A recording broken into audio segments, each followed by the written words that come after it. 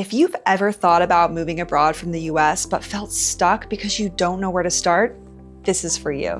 Moving abroad can feel overwhelming, but if your income isn't tied to one location, the process is actually much simpler than most people think, once you understand the order. So in this video, I'm going to walk you through the 4 steps to move abroad, what to do first, and how to start taking action so you can realistically get on a plane in as little as 6 to 8 weeks.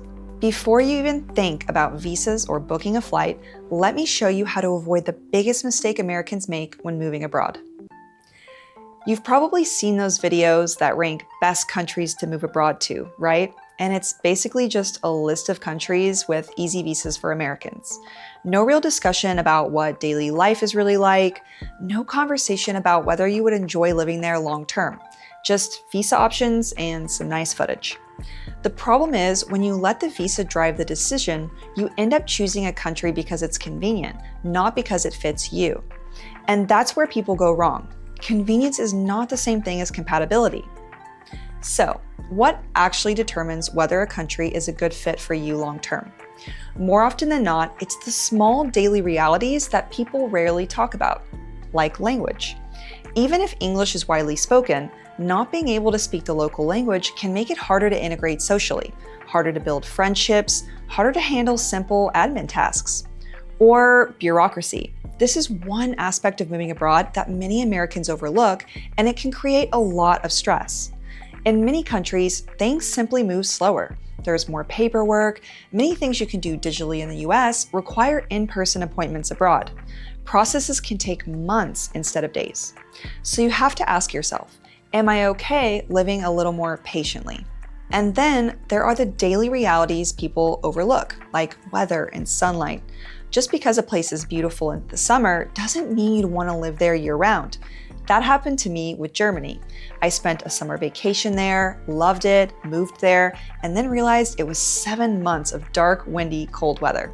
It affected my mental health more than I expected. That doesn't make Germany a bad choice. It just means you need to picture a regular Tuesday in February and ask yourself, does this work for me? And this is why a lot of people end up choosing a country for the wrong reasons. So here's a better way to approach it. Before you choose a country, read expat threads, join location-based Facebook groups, watch day-in-the-life videos on YouTube, get beyond the highlight reels you see on Instagram to figure out if the country you're looking to move to is really the right place for you. Instead of asking, where can I move? Start by asking, what kind of life do I actually want? Think about your normal, everyday life, not vacation. The pace, the weather, the environment around you. Some people want energy, big cities, movement, opportunity. Others want calm, slower mornings, less noise, more space. Some want walkability, others don't mind driving. And often, what you're hoping to leave behind in the US can help reveal the kind of life you want to build abroad. So that's why step 1 of moving abroad is simple. Define your desired lifestyle first. Now that you know the kind of place that fits your lifestyle, let's talk about where you can legally live long term, not just visit for 90 days. For example, a lot of Americans dream about moving to Ireland. It's beautiful, it's English speaking, it feels culturally familiar. But despite being a great country, Ireland doesn't offer straightforward residency options for remote workers or people living off passive income. So for many Americans thinking of moving abroad, it's not actually realistic long term. And this is where people often get discouraged. They find a country they love, they start imagining their life there, then they look at the visa requirements and it suddenly feels like the door closed. But the good news is there are plenty of countries that do make it possible. You just need to find the overlap between the life you want and the countries that will actually let you stay. And the way you start narrowing that down is by looking at your income. Visa requirements can look complicated, but most of it usually comes down to one simple thing: how you earn income. Are you working remotely, running your own business, living off savings? Most countries have some version of a long stay visa, and what they usually want is simple: stable income or enough savings. Each country sets its own minimum requirement, so the number will vary, but in many popular destinations, you're generally looking at something in the range of $2,000 to $4,000 per month in provable income, or about 12 times that in savings. Once you meet that requirement, everything else becomes paperwork and patience. So step 2 is simple. Get clear on your income and proof of financial stability. And once you know what you can realistically show in income or savings, then you're able to look at visa options that align with your situation, which is going to make this next step feel a lot less overwhelming. For most Americans, applying for a visa feels big and intimidating because it's unfamiliar. The first time I did it, I was honestly really stressed. But once you've gone through it, you realize it's mostly just following instructions and gathering paperwork. It's not a complicated legal process. It's essentially just a checklist.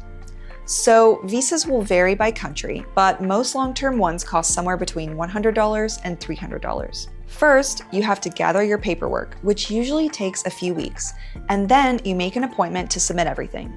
And once you do, approval often comes within 2 to 8 weeks. The most important thing to focus on here is the details. You'll find the requirements for your specific visa online on the consulate website, and you'll need to follow them exactly.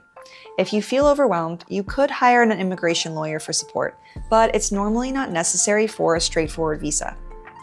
At a high level, that's all it takes to get a visa, and it's not nearly as scary as most people think. So step 3 is get the legal side of your move sorted early. Once that's handled, you're no longer wondering if it's possible. You're actually planning your move. So once the legal side is handled, which is honestly the most tedious part, everything from here starts to feel a lot more exciting. But it's also when people often get overwhelmed by the practical details of their move. What do you do with all your stuff? Should you sell your car? What about healthcare? Where do you live when you first arrive? And because these questions feel really big, it makes you stall your move. But here's the thing. Once you've picked your country and gotten your visa approved, the hardest part is already done. After that, the rest of the move is mostly planning the details. At this stage, what you want to do is set a clear departure date, even if it's 6 months away. A date turns the idea of moving abroad into something real. Then work backward from that date. Start building a simple checklist. And every time you check something off, your brain gets proof that this is happening. That's why step 4 is execution. Because at this point, your move is no longer a dream. It's a series of practical decisions leading to a departure date. So when you break down moving abroad as an American like this, lifestyle first, legal second, logistics last, the whole process stops feeling impossible and starts feeling like something you can actually do. Because it's no longer one giant leap, it's 4 steps. But of course, the logistics are only part of the move.